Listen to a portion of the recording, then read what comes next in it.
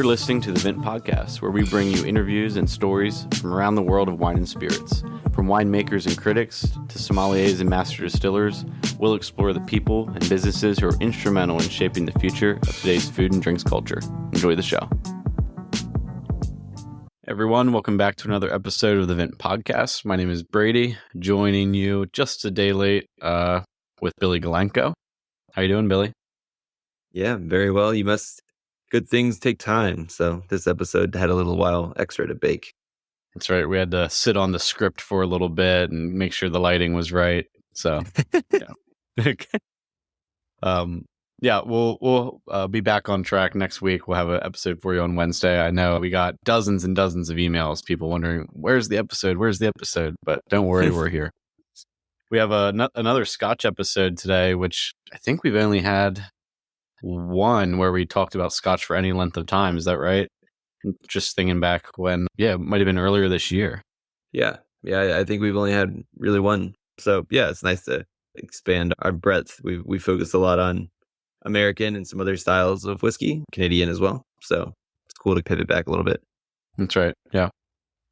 Yeah. And speaking of Scotch, we have a bachelor party this weekend for my one buddy. He's getting married later this month. And I went and picked up some Oban or Oban. I've heard it both ways. Been saying Oban. Every bottle shop owner says Oban. I heard it Oban online. I don't know. But picked up a bottle of their Distiller's Edition 2021, which is a Fino Sherry finished single malt, I believe. And yeah, interested to try that. Picked up some cigars too. Don't ask me what brand they are because I was looking for Alec Bradley. The shop didn't carry Alec Bradley. And so I picked up something else that was Nicaraguan tobacco as well, which I tend to like, and said it was a little bit lighter bodied. So maybe it should go well with the Oban, which I'm sure isn't super peated. Nice. Yeah. No, Oban, it's one of those Western Highlands, one of the very few Western Highlands distilleries. So that's interesting. I always Oban is a thing. In terms of how to say it, I don't know. I'm pretty sure Tom could have told us. I don't think we actually mentioned it on the podcast, but he basically described it as a lifetime achievement award or kind of a recognition, the Keeper of the Quake. I had always pronounced that Keeper of the Quaish. It's Quiach. The Scottish pronunciation of things is even harder for me than like French things. So, I say that's your French side coming out. Yeah, seriously, who knows? But speaking of the French side, we'll quickly do, because this is going to be a little bit of a shorter intro for everyone because we're a day late. We want to get right to the interview. Speaking of the French, what we're drinking this weekend is going to be Margaux. And it's not necessarily going to be, it doesn't have to be the Chateau Margaux. It's the whole AOC. But it was inspired by the Chateau Margaux. But I think it's interesting. I think people lump Bordeaux is kind of a single monolith in their minds. This is just a reminder that not only is it left and right bank, but each of the left bank AOCs, and especially the ones with first grows, have their own kind of personality. So just thinking about Margaux as a more perfumed, floral, some people say delicate, but still well-structured Cabernet-based wine, I think is something to consider. I think Chateau Palmer has been leading kind of the route and sustainability and kind of biodynamics work as well. I don't know if they're full biodynamic, but I know they were testing some efforts and their star is very much on the rise. So I think Margaux is something that, the Margaux lovers really highlight, but I don't know if it always gets all the shine it needs. So I wanted to put a little bit of shine on that. Also, in my never ending quest to finish this history of wine book, I had a fun fact from, I think it was the middle 1700s from Margaux. And that's what inspired this and it's The Story of Wine by Hugh Johnson is the book I'm referencing over and over. Oh. But the mid 1700s, the proprietor at the time, they had 3 casks of white wine blended with every batch of red wine made at Chateau Margaux. And the ratio was 3 casks and they had an old term, but basically it rounded out to be, I'm trying to remember the exact number. I think it was about 28 casks of red wine and they were just blended in. So I thought that was really interesting. And then at the time, they also made 4 wines. Right now, people may know that they make the Grand Vin and they also make Margaux Papillon, which means butterfly, but that's like their second wine. Back then, they made 4. They made the Grand Vin, they made a second wine, they made a third wine, which they called like the workers' wine, which I assume is like a piquette, actually, because that tended to be what they use for workers. And then they made a proprietor's wine. Basically, the owner of the chateau got his own wine, and he would basically just pick like grapes from the best plots. But apparently at that time, and this is, I think, early to mid 1700s, preferred like a rosé style. So he basically had them take like the best grapes and make like a kind of light pink style. And I don't know if that's where the blending the white wine came in at the time, but I was like, that's cool. So Margot's been on the mind.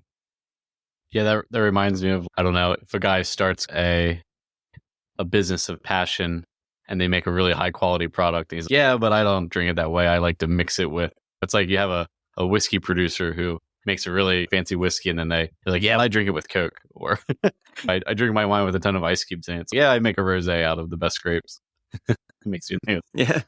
Yeah. At that time, we're talking, what's interesting is the book is juxtaposing the Bordeaux chapter next to the Burgundy one. And they're basically like, with the way that the Dutch kind of drain things, and also the way that kind of grape growing expanded in Bordeaux, people were like discovering the best plots, like starting to grow the best plots in like the 16 and 1700s. So some of these guys, like they talked about, one guy owned like Latour and Lafitte, and he also owned Mouton, which wasn't a first growth at the time. So there are just like single people just, oh man, I got a hold of the good stuff. Or like right next door, it's like, that one's getting a lot of money, I'll plant some grapes here.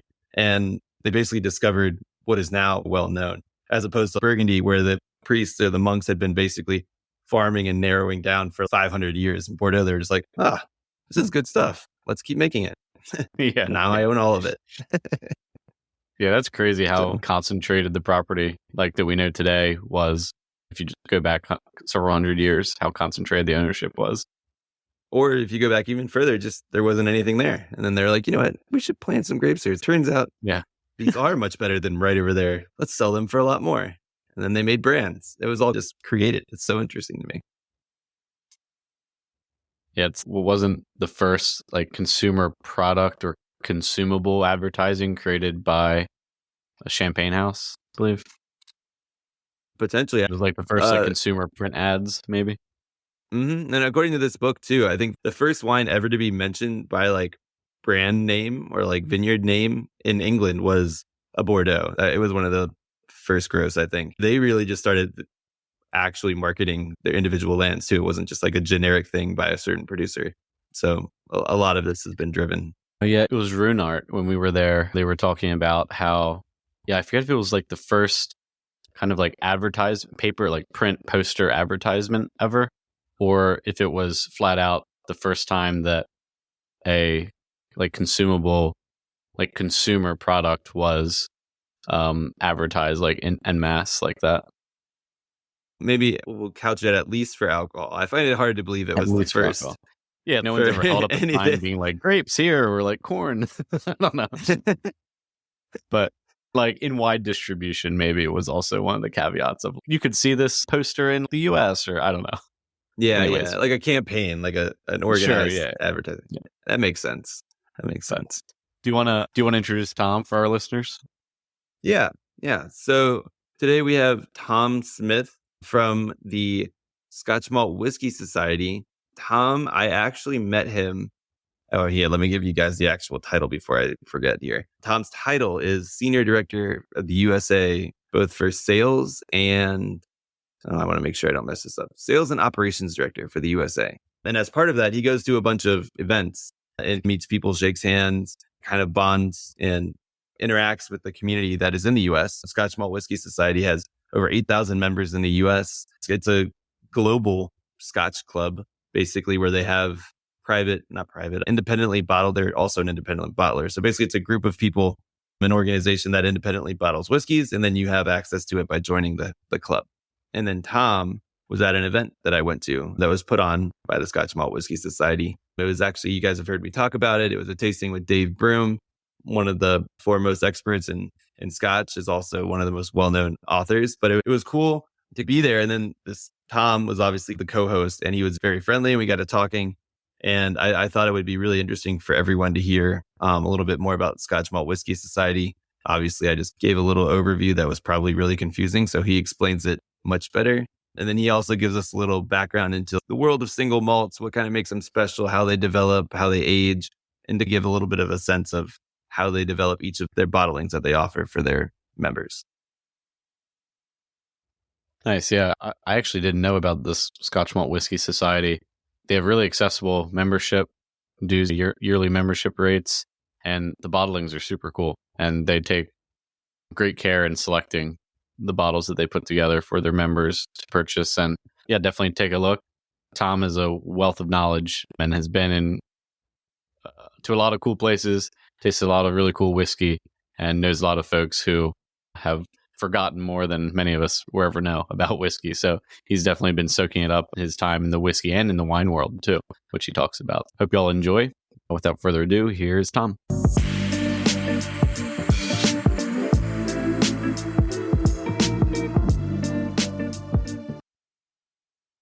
Hi, Tom. Thanks so much for joining today.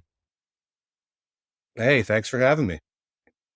Yeah, no, it was serendipitous that I had actually been a Dave Broom fan for a while. And then when I went to that tasting and I got to meet you, it was really an interesting opportunity to get exposed to the Scotch Malt Whiskey Society and meet somebody that was potentially a great podcast guest. So we're so excited to have you on the pod today. I really appreciate that. It was a pleasure to meet you as well. And thanks to you and Brady for having me. It's always a real honor to be able to be the arm candy of somebody like Dave Broom. I got to shepherd him around the country a couple of different times between November and July of 2022 and 2023, promoting his new book, A Sense of Place.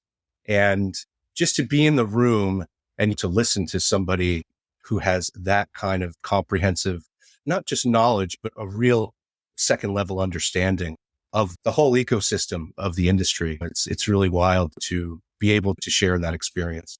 And I'm glad you were able to as well. Yeah. And I think to your point, the sense of place, I think encapsulates all of what you were saying, that macro understanding of the impacts of Scotch whiskey throughout.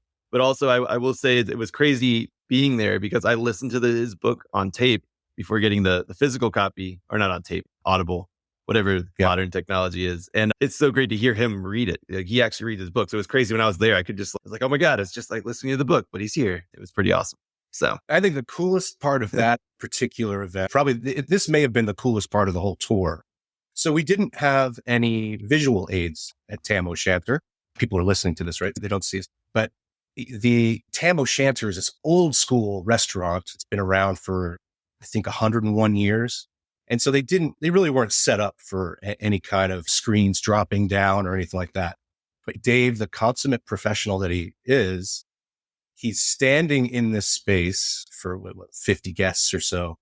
And then he just looks around at the different portraits that are up on the wall, right? And through maybe 5 different portraits that have possibly been hanging there for 100 years, he basically gave us an oral history of Scotland. And just the way he broke it down and how just serendipitously those 5 portraits fit into the timeline of Scotland. It was just really wild. In that moment, I was just like, holy cow, we're in the presence of a really special dude. It was cool night, great night. Yeah, for sure. Yeah. Felt all like I was in cozy and up in the Highlands. But for sure. So pivoting, Dave is great. Maybe someday we'll be lucky enough to have him on. But for you, though, let's take a little step back. Number one, so you are, I forgot your exact position. You're with the Scotch Malt Whiskey Society. If you could share a little bit about your role there, but then also taking a step back and talking about your background. And then we can dive in more about what the Scotch Malt Whiskey Society is and how it just reached its 40th birthday as well. Absolutely. So for the last 7 years, I've been the senior director of the Scotch Malt Whiskey Society in the United States. I am really taking care of all of the sales and operations for the society and a lot of the, I guess, what you would call member-facing activations. So in-person events, that kind of stuff. A little bit on the virtual side, mostly born out of COVID. But for the most part, getting together with members in person, shaking hands, sharing drams, that kind of thing. And then making sure, of course, the whiskey is flowing into the US and we're getting it to our members. I choose the whiskeys that we bring into the US and I take care of all those logistics with my team. And we're responsible for about 7,000 members around the country. But the society started in Edinburgh, Scotland in 1983. And the United States is just one of about 30 countries that have a chapter of the Scotch Malt Whisky Society. Globally, we're up to about 40,000 members. So it's a nice little club. And it is a private members club. It's exclusive, but it's not exclusionary. We welcome everyone. And it's really just about getting together, exploring the aromas and flavors of really interesting whiskey, and just continuing that taste journey and looking for discoveries every day. But stepping back from that, before the Scotch Malt Whisky Society, I was in various aspects of the wine and spirits industry. So I moved to New York City on January 2nd of 2001. On January 3rd, I took the 1 train down to the Upper West Side and walked into the first restaurant I saw, which looked cool, across the street from the Museum of Natural History. And I said, "Hey, can I be a waiter? Have you been a waiter before?" "No, I haven't, but I'm a quick read." They were like, "Yeah, sure, we'll take a chance on you." So I started with Ocean Grill, part of the Be Our Guest Corporation. I didn't know that at the time. I just thought of it as a cool looking seafood restaurant. But it turned out that it was part of a pretty substantial group of restaurants around Manhattan at the time. And by the time I left to do straight retail, they had expanded into other markets. They had hotels and things like that. But thankfully, they were really interested in making sure that their staff were educated in wine specifically, and to a lesser extent, spirits. So I studied under, at that time, the youngest master sommelier in the country, a guy named Greg Harrington, and a future master sommelier in Laura Manick. So they taught at first about 50 people, and then the advanced class was about 5 of us who carried through for a full year. And that's where I really got the foundation for wine education. And from there, I continued with Be Our Guest, but realized I didn't want to sling food any longer. I really just wanted to talk about wine. So I transitioned into retail in 2004. So we're coming up on 20 years now in that it's some form of either sales, marketing, or branding of wines and spirits. I was in mostly wine. I'm sorry, go ahead, Brady. Oh, that's okay. Yeah, I was just going to say, so at that time, did you move into distributor to work for a distributor, or were you working in like brick and mortar retail? Okay. Yeah, brick and mortar retail. Yeah. And so there was a few shops I went to, but I think I really started more of a serious career at Union Square Wines and the Union Square Wine Group. And there I was not only a wine salesperson, manager, I was also an events director. And when I took the job, they said, "Hey, by the way, in 2 weeks, we're firing the spirits director. So you're going to take his job." And I was like, "Oh, okay, great." So huge liquor wall of not just Scotch, but all brown spirits, clear spirits, everything in between. And this is 2007. So you're also looking at the renaissance of the cocktail, the Jerry Thomas turn of the century, all these different weird and wonderful elixirs that are being either recreated or reimagined that you could use for mixology. So it was a pretty exciting time to get into spirits. And for a few years there, ran in parallel the wine, and I was going on wine trips and staying very focused on that. But spirits was a whole new chapter for me, and I got to learn a lot in a pretty small amount of time. And I think when you're in that kind of retail situation, you need to kind of be a jack of all and hopefully a master of a few. You got to make sure you can talk about just about anything to a pretty good extent. So I did that for years. And then in 2014, started with Morel and Company, an old wine firm in Midtown Manhattan. And really for the next year and a half, almost 2 years, I was building investment portfolios. I think much you guys at Vint do. So building investment portfolios for the 0.1 percenters, essentially, and making sure that people had amazing wine to drink, but also if they wanted to flip their bottles and put their kids through college on it, they could do that too. So in that time at Morel and Company, it was a wonderful access to bottles you very rarely see, but I was also serving as a bit of a consultant on the spirit side. So getting back into that. And then in April of 2016, I was approached by the society and asked if I would take on this project, which is a pretty unique one. It's essentially, you're not brick and mortar. We are e-commerce. And we're also a private members club. We're not on the shelves of any retail shops in the United States. In fact, the only place we're on retail shelves are in our own venues in the United Kingdom, in London, in Edinburgh, and Glasgow. Yeah. So as a member, you're essentially in front of your computer, surfing our website or calling our member services team and speaking with them. And then essentially the whiskey shows up to your door. It's a nice way to shop. You can shop in your PJs for sure. But in the US, we don't have those members venues. But what we do have are bars that carry our whiskeys around the country. So we have right now probably about 12 bars that carry our whiskeys, 4 that are very active, one of them being Tam O'Shanter.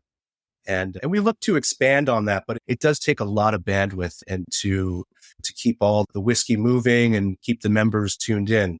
That takes up a lot of our time. Yeah, so you'll see I'm a bit long-winded there with me. And just cut me off, please, guys, whenever. That's okay.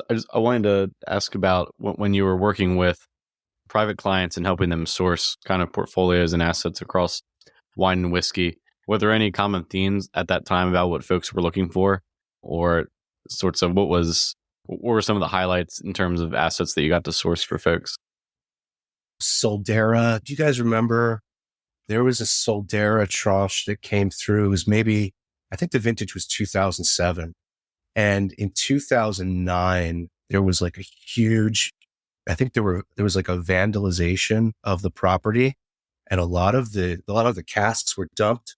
So all of a sudden we have a bunch of 2007 and not knowing what the supply is going to be. That was something that we felt was an opportunity for our clients. That's one that sticks out. Burgundy was, and obviously still is, getting very expensive, even at the high end of investment. For some people, that's just a bridge too far for at least a lot of the Premier Cru, Grand Cru in the famous appellations. So I think Barolo was something that was really coming into its own, single vineyard. People realizing, collectors realizing that Barolo is at a more accessible price point. It has the same idea of Burgundy in that it's 100% monovarietal, and your different vineyard sites create different expressions of wine.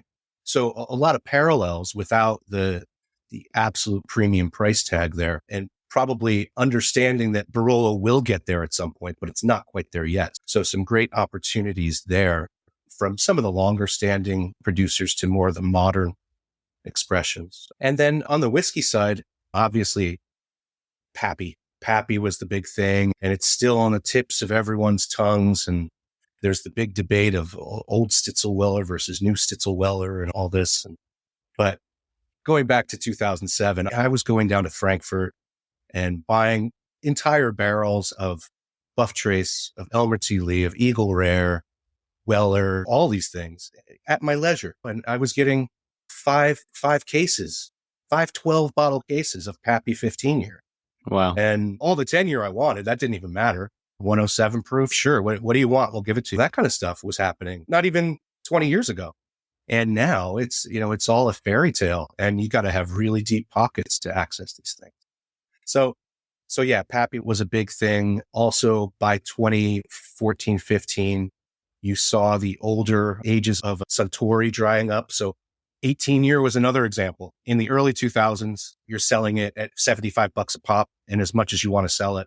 And then all of a sudden they realize, holy cow, we're out of whiskey. We're out of our age statement. All of a sudden that 18 year becomes a very highly allocated, very expensive, seemingly overnight. So those are the Japanese collections, not just Suntory, but Kurosawa, Chichibu are all coming into focus.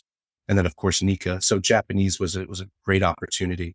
But interestingly, independent bottlers, I wasn't really seeing that there. That really wasn't for the wine collector.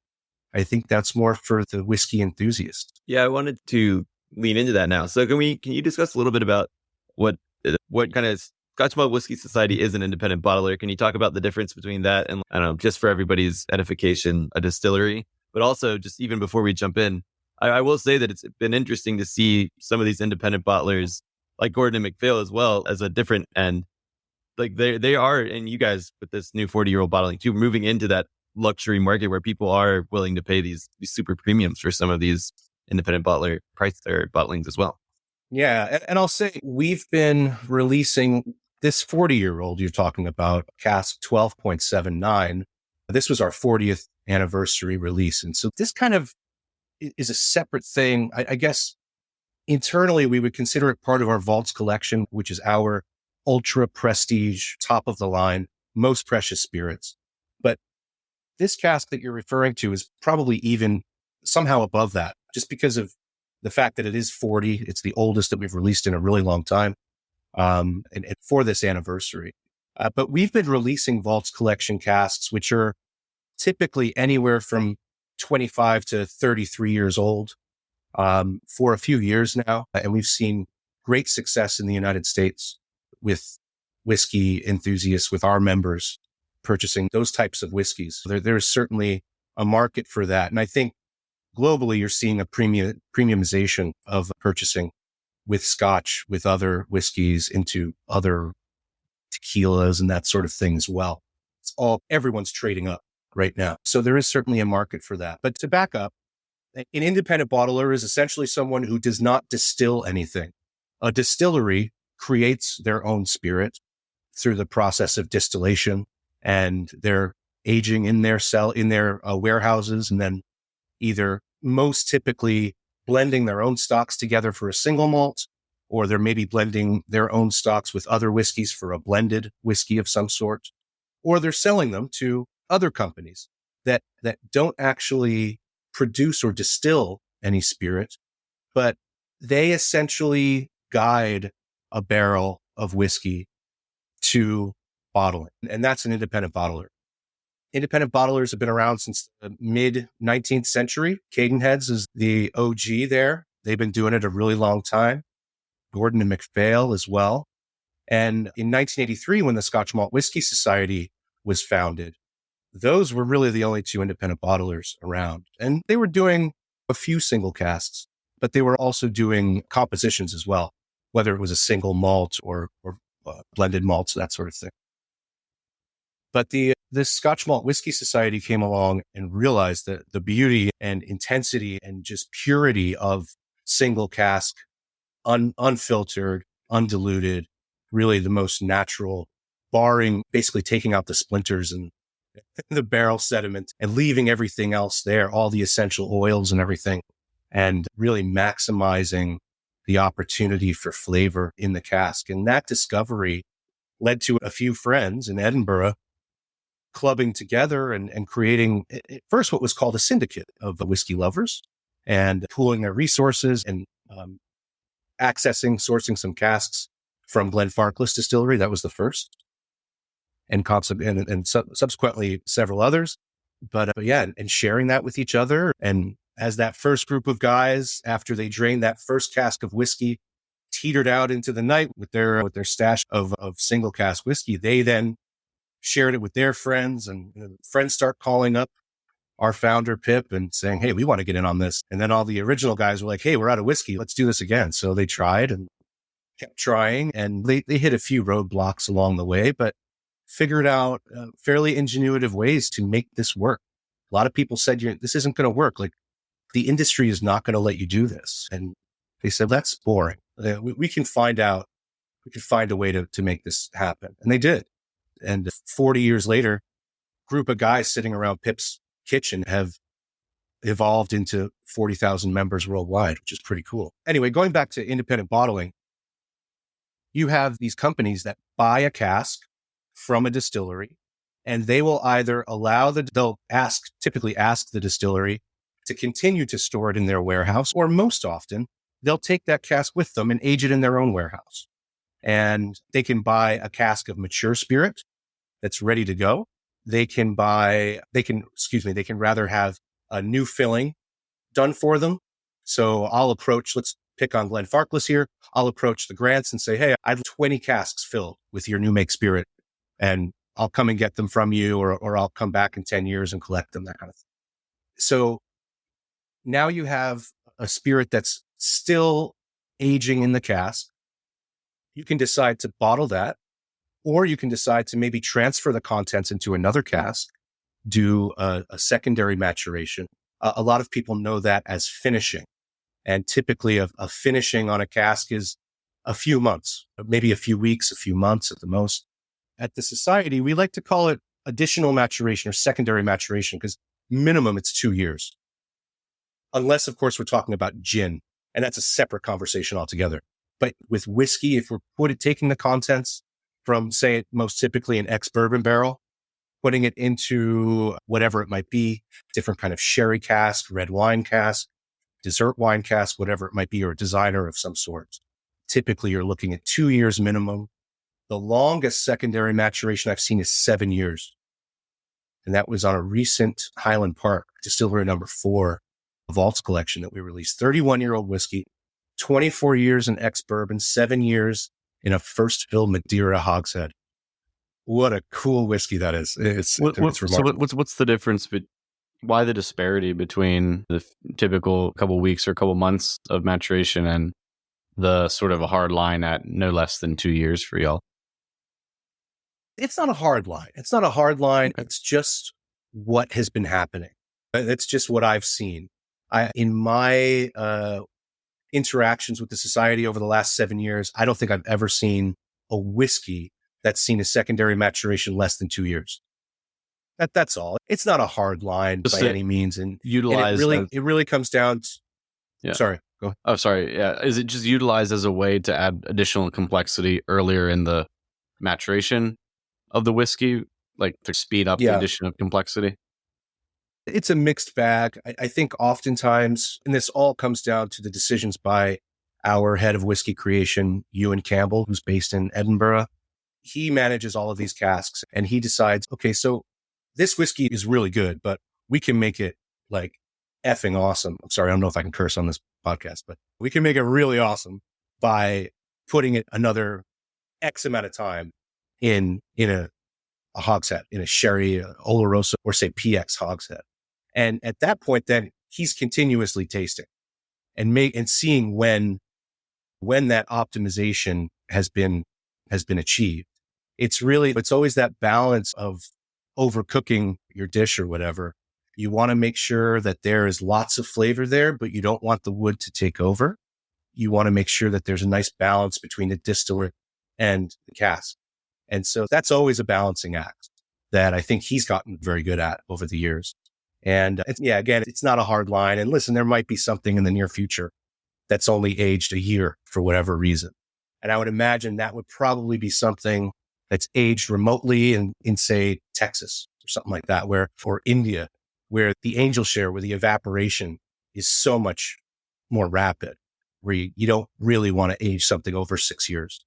So then that whole maturation process becomes truncated. So instead of 10 years in ex-bourbon and 4 years in a sherry cask, it's maybe 4 years in ex-bourbon and 1 year kind of thing. Yeah. Can you, I guess on that point too, maybe not to get too much in the weeds, but talk about like an active cask versus a non-active cask, and then how that also is impacted by its environment? Because I think you just loosely touched on that as well. Yeah, sure. So with casks, you have certain organoleptic characteristics you want to garner from that cask. And it's different with American whiskey and also American oak versus Scotch whiskey and the use of European oak. And you're right, you can really get into the weeds here, but let me just use some broad strokes, boil it down real quick. In Scotch, you have your new make spirit coming off the still. It enters into the cask, and then that whiskey, or that spirit, because it's not whiskey yet, it's not whiskey until it's been aged 3 years, is interacting with the barrel, and through expansion, contraction of the pores in the cask, that spirit is entering and exiting the lining, the oak wall lining of the cask, and picking up certain flavor components. Also, the cask can serve to create a subtractive instead of an additive environment where it's taking out some of the harsher components of the spirit. So you're smoothing out the whiskey, you're adding color, you're also adding flavor. And then you have a few elements that you need to consider: the surface area of the spirit to the cask, or the whiskey to the cask. So the smaller the cask, the more surface area you have, probably the quicker your whiskey is going to mature and garner that color that you're looking for and that flavor that you're looking for. But also you have your environments. So in Scotland, the angel share, or the evaporation of alcohol, is typically around 1% to 2% a year. Now, again, these are broad strokes because you step into any warehouse and all these guidelines go out the window. But about 1% to 2% a year in Scotland.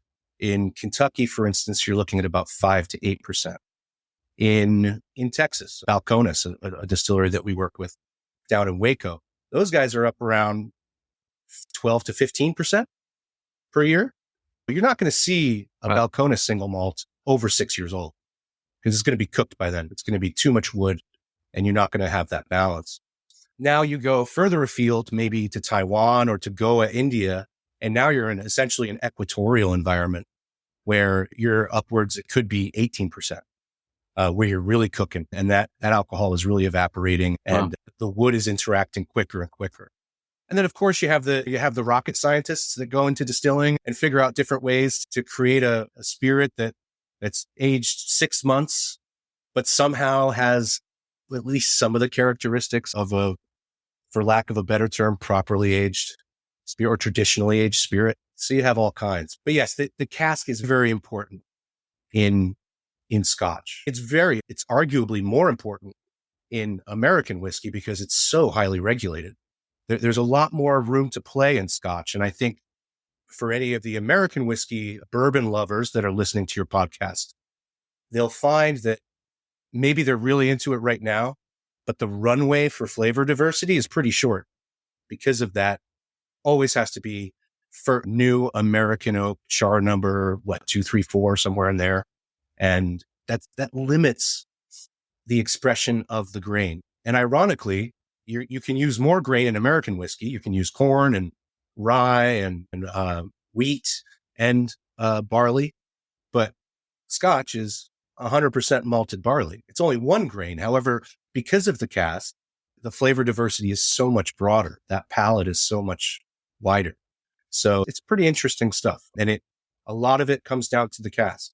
Now, you can have probably the third part that I haven't talked about yet is the number of uses of that cask. So just about not all, but I'd say 90% of what's put into barrel is from a first fill ex bourbon. So going back to American whiskey law, for bourbon and rye, you can only use that barrel once. And once it's used, you can't use it again. So the American distilleries will either trade within their company. If it's a large drinks company that owns bourbon distillery and a Scotch distillery, they'll just trade in between in-house. Otherwise, you're selling them to distilleries. And yeah, the vast majority of Scotches are aged in first fill ex bourbon. So that first filling is going to have the highest activity of spirit to barrel influence. Then you have second fill ex bourbon, and then you have refill ex bourbon. Now there are other factors here. How long was that first fill spirit aged? Was it aged for 3 years? Was it aged for 20 years? And in what kind of environment was it? Was it a highly reactive environment, or was it a bit more mellow and there wasn't so much influence, flavor impartment in there? And then you have first fill, second fill, and refill. So I think there might have been a time when you talked from a marketing standpoint now in third fill, fourth fill, but these days you don't do that. You see first fill, second fill, and refill. So refill could be a third usage up to sixth, seventh usage. That's really whatever the independent bottler or the distiller, the manager decides is good. Do you really want your distillate to come through? You want that distillate off the still to really shine through, then you're going to use a less active barrel. You're going to use one of those refills. If you want a bit more, then maybe a second fill. If you want a lot of barrel character, then you're going to use that first fill. So yeah, so that's probably a longer dive than we wanted to do, but that's quick Wonder of Wood 101. And then we get into sherry casks, Madeira casks, dessert wine casks, American oak versus European oak. There's a lot to talk about here, but it all results in flavor in the glass and aromatic and flavor diversity in the glass. And that's what's important. How did you mention briefly the short runway that enthusiasts of American whiskey and bourbon, I guess, especially have in terms of their exploration? Was that kind of the path that you took as well?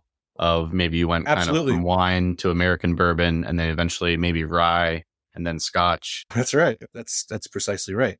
With a little stop in mezcal along the way.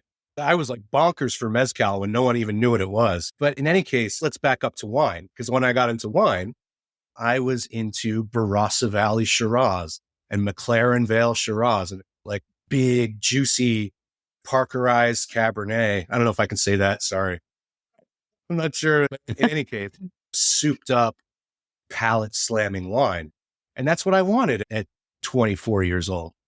I wanted to get my ass kicked with a big, like, mouthful of wine. And then tastes change. Our tastes change and evolve several times over the course of our lives.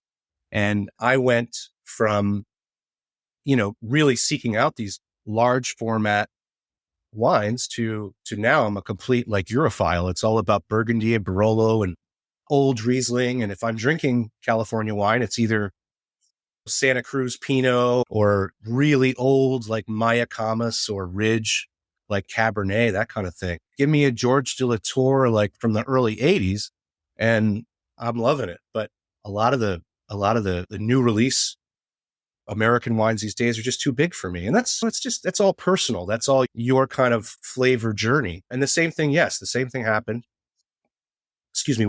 with whiskey. I was all in on American bourbon and I was into the Wellers, into the big weeded bourbons. And don't get me wrong, I still am, but I recognize the kind of differences here now.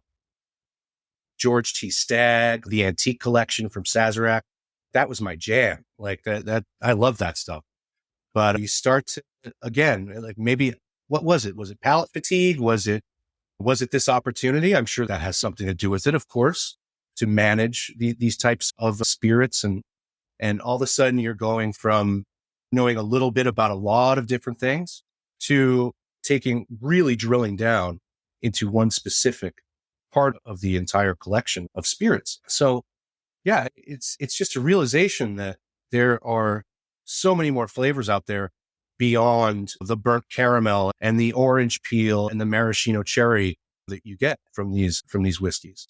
Now, rye is beautiful and amazing, and that's another one that I really enjoy. And you're right, it went from bourbon to rye. Then I started getting into Armagnac and that kind of thing. Aged rums came along, and I'm into mezcal, and Scotch was always there. Like Scotch was always there from the first sip of a Dewar's and soda I got at age 7 to like my dad bringing a Glenlivet 25 years to my college graduation. And Scotch was always there, especially in my family, being European mutts from England, Scotland, Ireland. It was always there. It is really fun to take a step back, and hindsight is always 2020, but when you're in the middle of it, it's maybe a little tougher to recognize, but it's fun to see that evolution of your tastes and what you're into these days. And right now, I don't know if you guys have had the chance to taste much vintage bourbon, but pre-prohibition bourbon, man, it's a brave new world. Let me tell you, like it's really amazing stuff. If you can get your hands on it, it's really interesting to taste stuff from the 1900s, from like 1910s, 1920s, and see how, and Scotch too, of course. You can find a 1930s White Horse. That is a treat. Anyway, I digress. I'm getting off topic, Billy. When Billy and I were in Covington, Kentucky, went to the Revival bottle shop down there and had, what was it, 86 or 83 Old Taylor? And that's still the best Or is whiskey. that like a 70s maker? That's right. And they're still the best whiskey I've had. So a shout out to Brad Bonds. And yes, I was at Revival a few weeks ago. So I was actually gathering some intel for a potential distillery to work with Scotch Malt Whisky Society. Not too far from there. I'll leave it at that. But yes, that's where I've gotten to taste crazy things like that. So yeah, if you're bourbon lovers and you just want an experience like none other, get to Revival in Covington, Kentucky. It's special stuff. And maybe it makes you realize, okay, the whiskeys being produced today are good, but man, those ones back then, Those are freaking special. Those are wild. Who knows? Maybe they'll be saying the same thing about the current releases now in 50 years. We'll see. True. I was going to ask on the topic of tastes, are you seeing, I guess I'm on the Scotch side of things now. Like I know a lot of like peated expressions, like Isla was very popular for a while. Are you still seeing that same kind of trend, or are people looking, I know like sherry space side stuff became really popular as well. What are you seeing in the macro Scotch kind of trends right now? I can speak within the context of our members, if that's okay. Mm-hmm. Yeah, exactly. Yeah. Yeah. All right. And going back to the flavor journey we're talking about here, I'm seeing a similar phenomenon happening with new members to members who have been around a couple of years to really well tenured members. And the ones who are just joining typically have been into Scotch in some way, shape, or form, peripherally or a bit more involved, but are now getting into the single cask strength expression. And oftentimes they may, if they're into a certain kind of expression, they'll just stick to that expression within our inventory. But sherry is huge. Peat is huge. Peat and sherry in the same glass, and you're in heaven. That's all your bells and whistles are right there for you. And you talk to a lot of Isla drinkers, they're going to tell you typically one of two, at least burgeoning Isla drinkers, one of their two favorite distilleries are either Lagavulin, which has all the peat and the sherry together, or Lefroy, which is just completely wacky, like hospital juice. Peat is still huge. It's really popular. Isla Festival you're up to 20,000 people on that island for that festival every May. It's insane. But now in parallel, sherried whiskeys mostly in the space side, driven by the Macallan, the Dalmore, those kinds of things, those kinds of distilleries. Those are also very popular. So you have the rock concert of sherry and peat, big flavors in your mouth. But then the more tenured members of the society, they still enjoy those. They still really like them, but they're seeking out more of the refill ex-bourbon, the 18-year-old space side. That's a bit more of a jazz club as opposed to that rock concert. It's a bit more nuanced. You might have to sit with the whiskey a little bit longer and really maybe concentrate. You don't want to make it work, but you realize how much the whiskey can change over an extended amount of time. And I think as members are with us longer and longer, they probably start out in that big flavor spectrum and shift to the more nuanced, highly active barrel to fairly inactive cask along the way. But that's what's great about the society is right now we probably have about 50 different casks on our website and all kinds of different flavor profiles. And people they can drink the familiar or they can drink outside the box and get really wacky and wild with it. It's up to them. And so certainly seeing that. And from a business standpoint, the society is certainly ramping up sherry cask maturation. We have invested a good amount of money in relationships with bodegas in Jerez. And I think Ewan is down there probably once a month, if not once every few months, just to be choosing casks and make sure that we have a steady supply. And our sherried stock will continue to increase because that's what members want. That's what the majority of members are looking for is more sherry. And the peat, you get the peat you can get. When I started in 2016, it was a Lefroy was being released every single month. Bowmore was being released every single month, but there was no Colila to be found.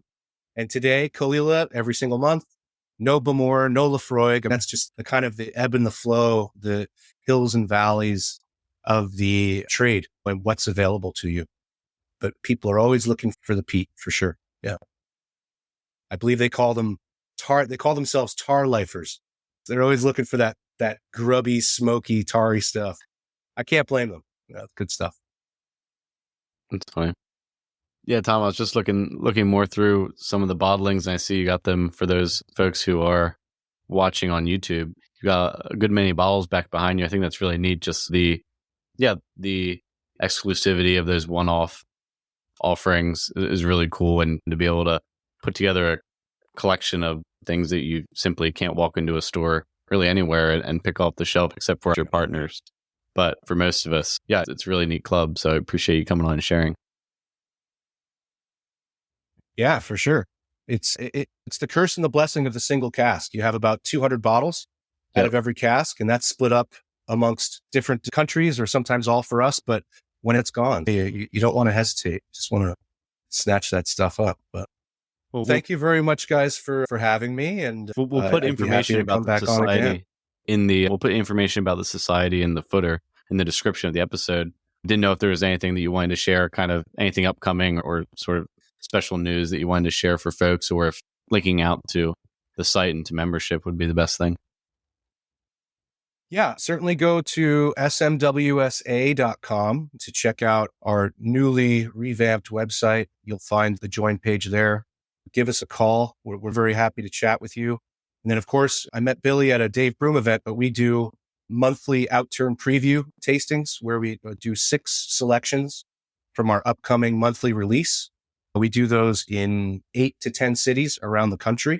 So you can go on Eventbrite and look for the Scotch Malt Whisky Society there. And hopefully I will be back in Los Angeles for a Burns Supper celebration. I will be baring my knees for all to see and sporting the kilt. And hopefully you guys can join us and we can eat some haggis and do some fun toasts together. I would love that. Well, I'll look forward to that. But in the meantime, thanks again for coming on. It was a great conversation. I appreciate it. All right. Thanks so much, guys.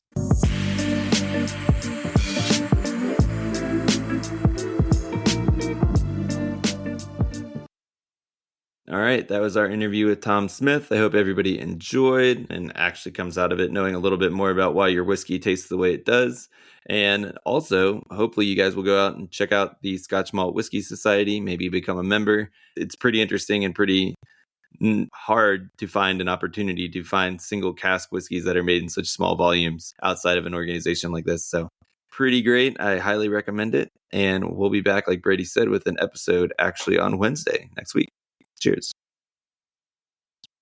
To check out our current offerings and to sign up for the Vint platform, find us at www.vint.co. That's www.vint.co. For questions, comments, or feedback on the Vint podcast, please email us at support@vint.co. Vint and VV Markets are offering securities pursuant to Regulation A. Our offering circular as amended can be found on the SEC website. Past performance is no guarantee of future results. Investments such as those on the Vint platform are speculative and involve substantial risks to consider before investing. We may provide communication that may contain certain forward-looking statements that are subject to various risks and uncertainties. Information provided in any communications, including this podcast, is not legal, business, or tax advice. All prospective investors should consult a legal, tax, or business advisor concerning the subject matter of any communications and any offering.